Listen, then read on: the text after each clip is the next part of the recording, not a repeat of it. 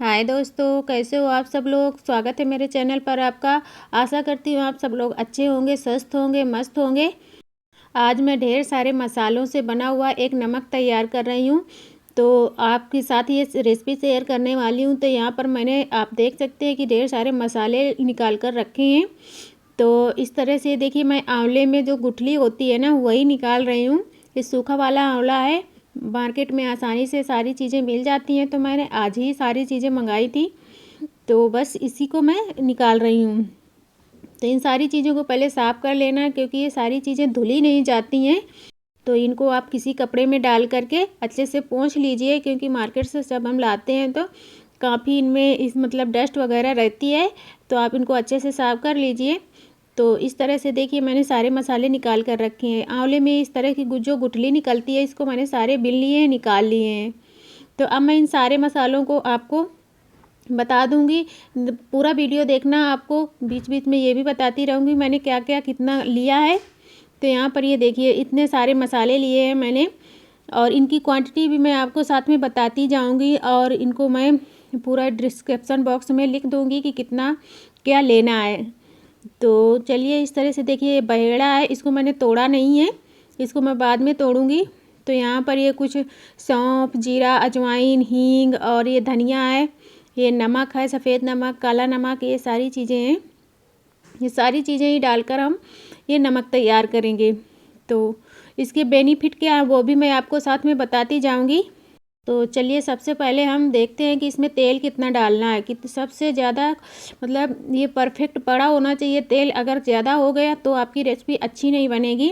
तो यहाँ पर ये देखिए, ये छोटी सी चमची है जिससे हम दाल वगैरह डालते हैं। उसी चमची से मैंने अभी 1.5 चमची जितनी यहाँ पर तेल डाला है। ये सरसों का तेल है, इसको हम सरसों के तेल में ही बनाएंगे, ये तभी अच्छा बनता है। तो यहाँ पर मैंने लिया है ये सौंठ, सूखी सौंठ है। ये मार्केट में आपको आसानी से मिल जाएगी। सारे मसाले आपको किसी भी पंसाली की दुकान में जाओगे तो सारे मिल जाएंगे। तो इनकी क्वांटिटी भी मैं आपको बताती जा रही हूँ।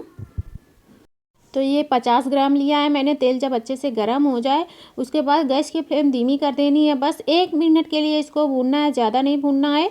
गैस की फ्लेम धीमी ही रखनी है। ये है बहेड़ा। तो इसकी भी क्वांटिटी आपको बता दूं कि इसको मैंने लिया है। गुठली अगर आप निकाल देंगे तो ये 50 ग्राम होगा, और अगर मतलब इस तरह से गुठली लेंगे तो ये 100 ग्राम लेना होगा आपको।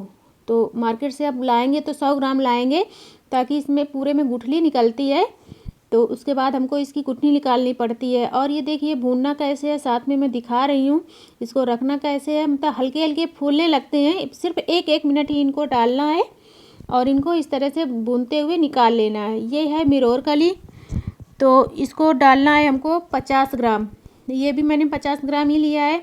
बस 1 मिनट के लिए हम मीडियम फ्लेम पे इनको भूनेंगे। और ये देखिए, सारी चीज़ें अच्छे से हल्की हल्की फूलने लगती हैं। बस इतना ही इनको तेल में निकालना है। और इस तरह से किसी बड़ी परात में डाल करके हम इनको फैलाते जाएंगे, ताकि ये ठंडे भी होते जाएं। और ये है हार। तो ये मैंने लिया है 25 ग्राम। तो ये देखिए, आपको दिखेगी कि इस तरह से हल्की सी फूल कर दोगुना हो जाती है। ये हल्के हल्के फूल करके दोगुना हो जाती है। ये छोटे बच्चों को दी जाती है, जब उनको दस्त लग जाते हैं ना छोटे बच्चों को, तो उनको आप इनको थोड़ा सा भून लीजिए ऐसे ही।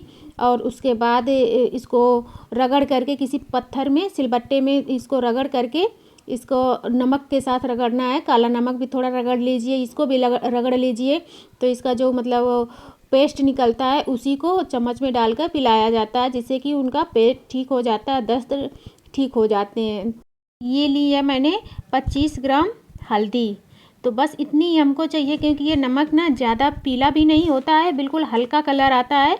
तो बस ये गांठ वाली आती है, इसी को आपको ले लेना है, हल्का सा भून लेना है। उसके बाद मैंने डाला है यहाँ पर आंवला। आंवला को आपको बाद में ही डालना है। तो जितनी मैंने चीज़ें भूनी है, इनको जिस तरह से भूनी है आपको वैसे ही भूनना है। और जो चीज़ मैंने पहले भूंजी है उसको पहले ही भूनना है, क्योंकि अगर बाद में आप, जैसे मैंने आंवला अभी डाला है, तो जितना भी तेल था आंवले ने सोख लिया है। तो इस तरह से देखिए, ये भी हल्का फूल जाता है, इसलिए इसके अंदर तेल चला जाता है। तो इसीलिए मैं आपको बता रही थी कि तेल की क्वांटिटी सबसे ज़रूरी है जानना, कि कितना इसमें डालना है। और इस तरह से हम इसको 1 से 2 मिनट के लिए भून लेंगे हल्का सा फूल जाएगा ये, और उसके बाद हम निकाल लेंगे। ये देखिए, तो ये जो मैं मसाला बना रही हूँ तो ये 100 साल पुरानी रेसिपी है। तो चलिए इधर मैं थोड़ा सा तेल डालकर आपको दिखा देती हूँ। अभी मैं इसमें 3 चम्मच खाने वाले चम्मच से तेल और डाल रही हूँ। तो ये देखिए, इसको भी हल्का सा गर्म कर लेंगे और गैस की फ्लेम धीमी रखेंगे। सबसे पहले धनिया डाल देंगे, अजवाइन डालेंगे, जो भी हमने लिया था जीरा डालेंगे, और यहाँ पर डाला है सौंफ। तो इन सारी चीज़ों को मैंने यहाँ पर 50-50 ग्राम ही लिया है। तो मैंने शायद आपको ये आंवला का मतलब वो मेजरमेंट नहीं बताया था, तो आंवला मैंने लिया था 100 ग्राम। इन सारी चीज़ों को इस तरह से ले लेंगे, हम किसी बड़ी परात में डाल लेंगे और 1 दिन की धूप दिखा देंगे इनको। उसके बाद हम इसको क्या करेंगे कि यहाँ पर ये जो बड़े बड़े टुकड़े हैं ना, दिख रहे हैं जो मसालों के थे, उनको हम पहले अलग कर लेंगे। और जो बहेड़ा था मैंने उसको कूट लिया है, उसकी गुठली निकाल दिया है। उसके बाद इस तरह से मैंने यहाँ पर 3 से 4 घंटे की इनको धूप दिखा दी थी, कूटने के बाद धूप में रख दिया था। उसके बाद इनको फिर से मैं इस तरह से कूट रही हूँ। तो इस तरह से बड़ा वाला खलबट्टा लेना है और इनको अच्छे से कूट लेना है, तो छोटे छोटे टुकड़े हो जाएंगे। तो इस तरह से हम इसको तैयार करेंगे। इससे ना आपके पेट में अगर गैस बनती है, बदहजमी रहती है, खाना नहीं पचता है, आपके घर में छोटे बच्चे हैं और वो रोटी नहीं खाते हैं, रोटी पराठा पूड़ी कुछ भी नहीं खाते हैं, तो आपको इसको देना है, मतलब बिल्कुल चुटकी भर देना है। और यकीन मानिए बच्चे रोज़ मतलब जिद करेंगे रोटी खाने की, उनकी आदत पड़ जाएगी रोटी खाने की। तो मैंने यहाँ पर ये देखिए नमक लिया है, तो नमक ये काला नमक है। काला नमक ये साबुत काला नमक था, आधा किलो था। तो इसको भी हम इस तरह से कूट लेंगे और इसी में डाल देंगे। तो ये सारी चीज़ें कुछ इस तरह से कूट करके तैयार करनी है। इसमें मैंने हींग भी मिला दिया है। तो हींग मैंने यहाँ पर 25 ग्राम इस्तेमाल किया है। और देखिए हमने नमक भी मिला दिया है। अब यहाँ पर लिया है सफ़ेद नमक। तो सफ़ेद नमक हमको इसमें पूरा नहीं मिलाना है, तो आधा से थोड़ा सा कम मिलाना है, करीब 400-450 ग्राम ही मिलाना है हमको। और उसके बाद सारी चीज़ों को मिक्स कर देना है इस तरह से। अब इसको ना आप चाहे घर में पीस लो, मिक्सी जार में आपको पीसना है तो मिक्सी जार में पीस कर तैयार कर लीजिए। ये देखिए, इसमें मैं आपको एक चीज़ दिखा दूँ, एक भी हाथों में तेल नहीं लग रहा है। तो तेल अगर आपने इसमें ज़्यादा कर दिया ना, तो आप चाहे घर की चक्की में पीसेंगे, मतलब मिक्सी जार में पीसेंगे या फिर मार्केट से पिसवाएंगे, तो ये अच्छे से नहीं बनेगा। इसमें ना नमक की वजह से मॉइस्चर आ जाता है अगर आप तेल ज़्यादा कर देंगे तो। अगर आप जितना मैंने सामान बताया आपको इतनी सामग्री लेंगे, तो जिस तरह से आपको मैंने बताया तेल डालना, उसी तरह से आपको डालकर तैयार करना है। और आंवले के बाद आपको बाद में बाकी की चीज़ें भूनना है, जिस तरह से मैंने भून कर दिखाया है आपको, बस उसी तरह से लेना है। तो ये देखिए मैंने चक्की से पिसवाया है, तो ये पिस कर आ चुका है। तो चलिए मैं आपको इसको छान कर दिखाती हूँ। अगर घर की चक्की में पीसेंगे तो इसमें चोकर ज़्यादा निकलता है, अगर मार्केट वाली से पिसवाएंगे तो आप मतलब आपको अभी मैं दिखा रही हूँ, इसमें कुछ भूसी जैसी निकलती है। हर चीज़ में भूसी होती है, जैसे मिरोर कली वगैरह हम लेते हैं ना, आंवला लेते हैं, तो उसमें भी हल्की हल्की गांठें रह जाती हैं, तो बस उन्हीं की भूसी तैयार होगी इसमें।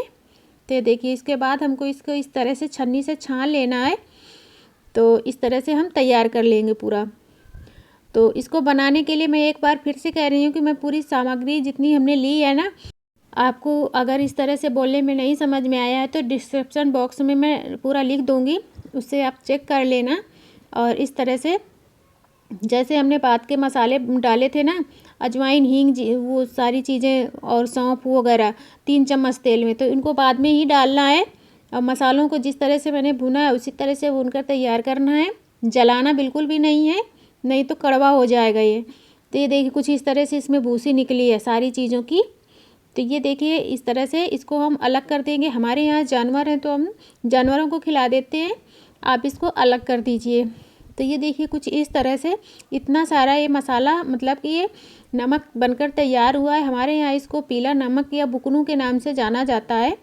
तो मैं इसको थोड़ा सा अलग भर लूँगी। कोई भी खाली डिब्बी ले लीजिए, घर में पड़ी ही रहती हैं, रखी रहती है, हींग वगैरह की अच्छी होती हैं।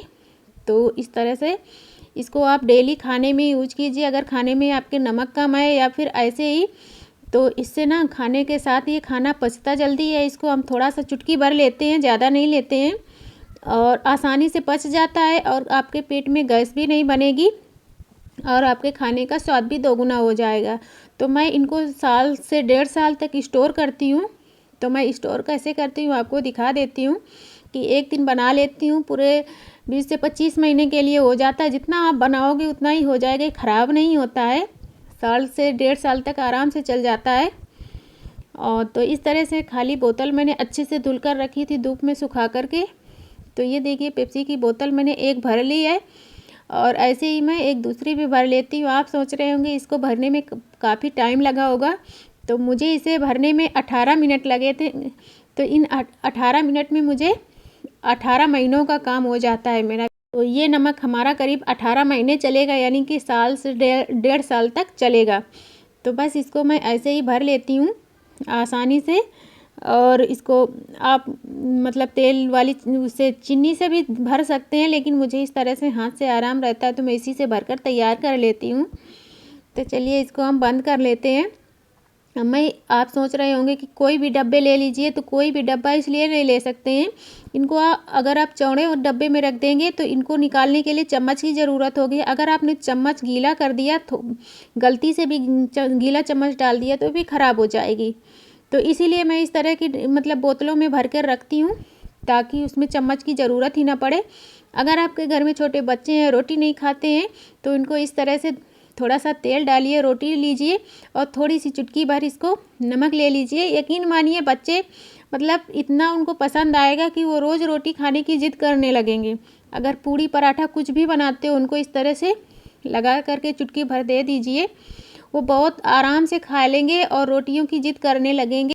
तो उनको खाने के लिए आपको कभी मनाना नहीं पड़ेगा। तो चलिए मिलती हूँ नेक्स्ट वीडियो में, तब तक के लिए थैंक यू, बाय।